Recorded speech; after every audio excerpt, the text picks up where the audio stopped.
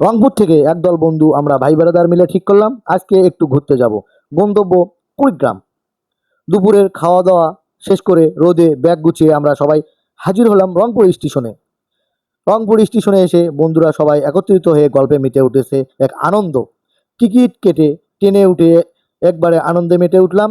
কেউ জানালার পাশে বসে নিচ্ছিল ছবি, কেউ আবার গান গাইছিল আপন মনে। হাওয়া বইছিল মুখে, আর ট্রেনের হুইলেস যেন জানিয়ে দিচ্ছিল বন্ধুত্বের এই সফর হবে মনে রাখার মতো। ছোট্ট এই ভ্রমণ কিন্তু স্মৃতিগুলো বিশাল বড়। রংপুর থেকে সেই কুড়িগ্রাম পৌঁছে যেন এক টুকরো শান্তি খুঁজে পেলাম।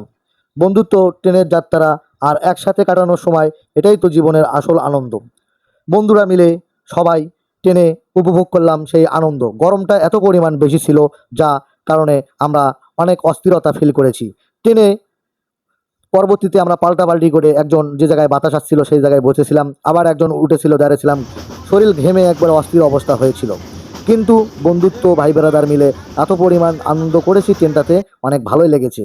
অনেকজন অনেক পোস্ট দিয়েছে, অনেক স্টাইল করেছে। এক কথায় শেষ যে বগিটাতে উঠেছিলাম সেই বগিটা যেন একদম আনন্দময় হয়ে উঠেছিল। বাহিরটা ছিল অপরূপ সৌন্দর্য। বন্ধুরা, আজকের এই ট্রাভেলটা আপনাদের সাথে আমি শেয়ার করলাম।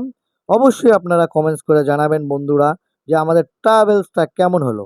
এই প্রথম আমরা বন্ধু বান্ধব মিলে এমন ট্রাভেলসের আয়োজন করেছি, যা অপরূপ সৌন্দর্য আপনাদের সামনে তুলে ধরার চেষ্টা করেছি। কেমন হলো জানি না, কমেন্টস করে জানাবেন।